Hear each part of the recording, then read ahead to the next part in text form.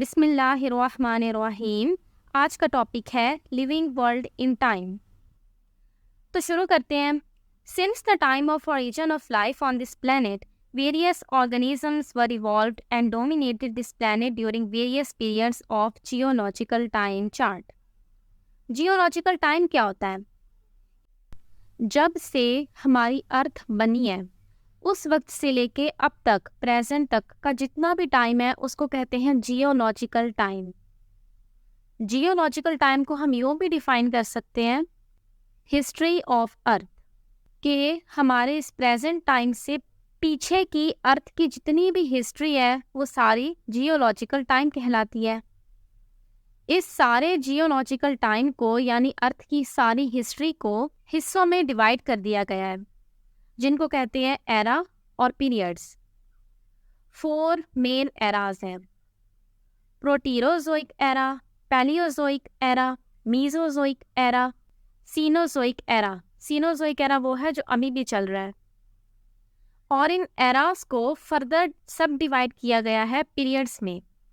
प्रोटीरोजोइक के अंदर कोई पीरियड नहीं है, पैलियोजोइक के अंदर 6 पीरियड्स हैं, मीजोजोइक के अंदर 3 और सीनोजोइक के अंदर 2 पीरियड्स मौजूद हैं।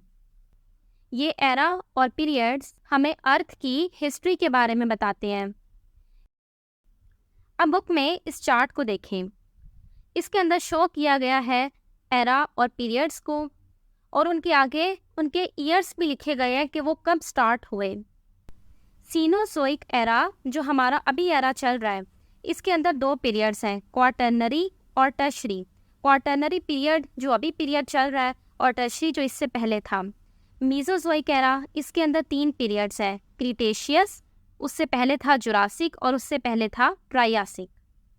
मीजोजोइक एरा से पहले एरा था पैलियोजोइक एरा। इस पैलियोजोइक एरा के अंदर 6 पीरियड्स थे: पर्मियम, उससे पहले Carboniferous, Devonian, Silurian, Ordovician, Cambrian, और सबसे पहले जो एरा था वो था प्रोटीरोजोइक एरा। और आगे प्लांट और एनिमल लाइफ के बारे में बताया गया है जो डिफरेंट पीरियड्स में पाई जाती थी। एक तो यहाँ पे शो किया गया है कि सबसे पहला जो लिविंग ऑर्गेनिज्म पाया गया अर्थ पे वो तकरीबन 3000 मिलियन ईयर्स अगो पाया गया था। और देखें प्रोटीरोजोइक एरा, इसके अंदर सिर्फ सिंपल लाइफ पाई जाती थी, फंजाई और एल्जी। और भी यहाँ पे डिफरेंट किस्म की शेप्स बना के डिफरेंट लाइफ को शो किया गया है। अच्छा, ये जो अलग अलग शेप्स बनी हुई हैं, आप इनकी डायमीटर पे गौर करें कि देखें जो एल्जी और फंजाई है इसका डायमीटर पहले ज़्यादा है लेकिन ऊपर जाके ये बारीक हो गया है। इसका मतलब ये हुआ जहाँ पे इसका डायमीटर बड़ा है उस ज़माने में एल्जी और फंजाई अपनी मैक्सिमम क्वांटिटी में पाई जाती थी और उसके बाद ये कम होना शुरू हो गई। और अभी हमारा जो पीरियड चल रहा है क्वाटरनरी पीरियड, उसके अंदर इसकी क्वांटिटी कम है। उसके अलावा देखिए आप मैमल्स को, पहले मैमल्स का डायमीटर कम है लेकिन उसके बाद आगे से वो डायमीटर ज़्यादा हो रहा है, यानी मैमल्स अब इस टाइम मैक्सिमम क्वांटिटी में पाए जाते हैं। बर्ड्स वो भी पहले कम क्वांटिटी में थी और अब इस टाइम वो अपनी मैक्सिमम क्वांटिटी में मौजूद है। वैसे ही देखिए रेप्टाइल्स को, रेप्टाइल्स का डायमीटर भी पहले ज़्यादा था लेकिन अचानक से वो कम हो गया और अभी भी वो कम ही है। डायनासोर्स जो पहले दुनिया में पाए जाते थे, डायनासोर्स रेप्टाइल ही थे ना, वो ट्रायासिक पीरियड के अंदर अपीयर हुए थे और जुरासिक के अंदर वो मैक्सिमम क्वांटिटी में पाए जाते थे और क्रीटेशियस पीरियड के एंड पे जाके वो ख़त्म हो गए।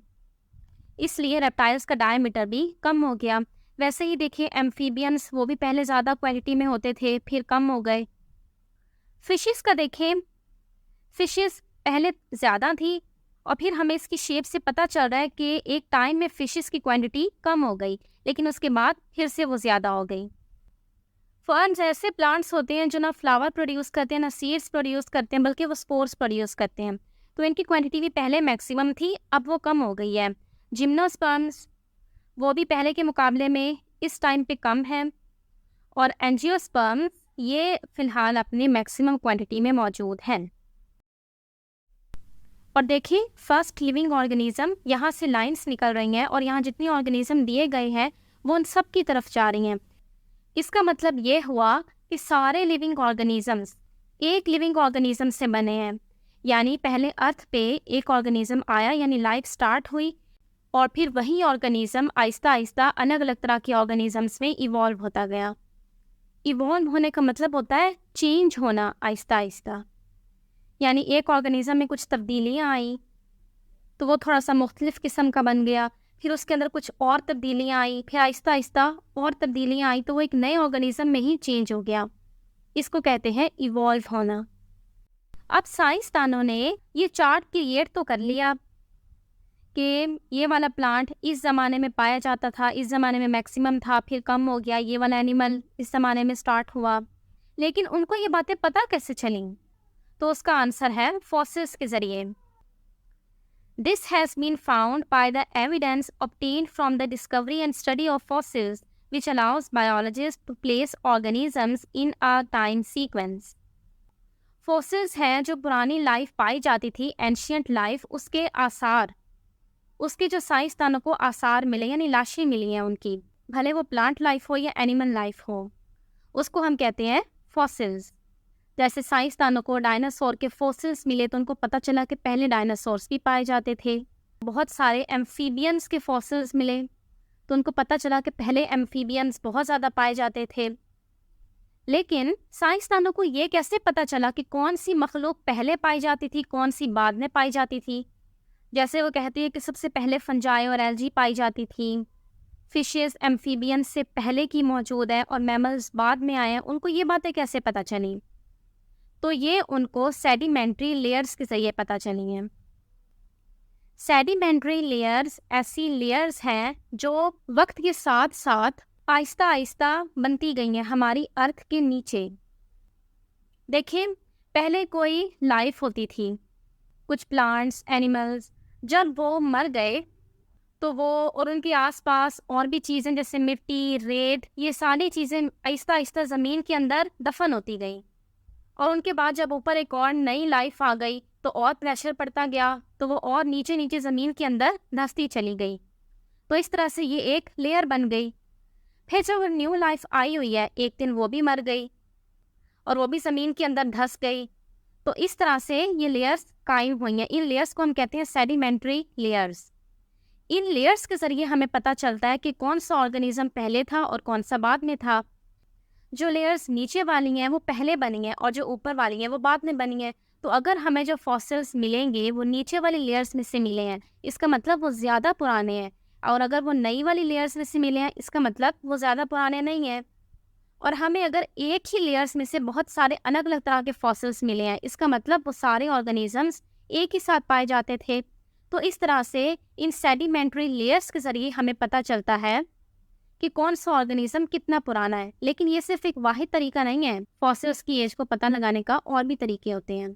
बुक में एक और बात भी लिखी हुई है कि जिस लेयर में से हमें रेडियो एक्टिव आइसोटोप्स की कम अमाउंट मिलेगी वो लेयर्स पहले बनी थी, और जिनमें से रेडियो एक्टिव आइसोटोप्स की अमाउंट ज़्यादा मिलेगी वो लेयर्स बाद में बनी हैं। अच्छा, कुछ ये सेडिमेंट्री लेयर्स सेडिमेंट्री रॉक्स की शक्ल में हमारी अर्थ की सरफेस पे भी पाई जाती हैं। एग्जाम्पल्स जैसे कि मॉन्यूमेंट वैली जो यूएसए में है, वाइट क्लिफ्स ऑफ डोवर जो इंग्लैंड में है। अगला टॉपिक है phyletic lineage. When we look at the biodiversity, the number and variety of species in a place, we find that there are nearly 2,500,000 species of organisms currently known to science. हमारी दुनिया में जो biodiversity पाई जाती है, अगर हम उसको देखें, बायो का मतलब होता है लाइफ और डाइवर्सिटी का मतलब होता है अलग अलग इकसाम का होना। बायोडाइवर्सिटी का मतलब है जो दुनिया में अलग अलग टाइप की मखलूक पाई जाती है वो। बायोडाइवर्सिटी को देख के 2.5 लाख मुख्तलिफ तरह के ऑर्गेनिजम्स के बारे में साइंसदानों को आज तक पता लगा है। साइंसदान आज तक 2.5 लाख स्पीशीज यानी 2.5 लाख तरह के ऑर्गेनिजम्स को आइडेंटिफाई कर चुके हैं। More than half of these are insects, 53.1%, and another 17.6% are vascular plants. अब यहाँ पे परसेंटेजेस लिखी हुई हैं कि जो सारी बायोडाइवर्सिटी पाई जाती है उसके अंदर कौन सा ऑर्गेनिज्म कितनी परसेंटेज में पाया जाता है। तो आधे से ज़्यादा 53.1% तक तो इंसेक्ट्स हैं, 17.6% वास्कुलर प्लांट्स हैं। वास्कुलर प्लांट्स वो होते हैं जिनके अंदर जाइलम और फ्लोएम टिश्यूज़ मौजूद हों। हमारे आसपास जो भी प्लांट्स हैं तकरीबन वो सारे वास्कुलर ही हैं। 19.9% एनिमल्स पाए जाते हैं और 9.4% फंजाई, एल्गी, प्रोटोजोआ और बाकी कुछ और तरह के प्रोकैरियोट्स को मिला के बनती है। This list is far from being complete. Various careful estimates put the total number of species between 5 and 30 millions.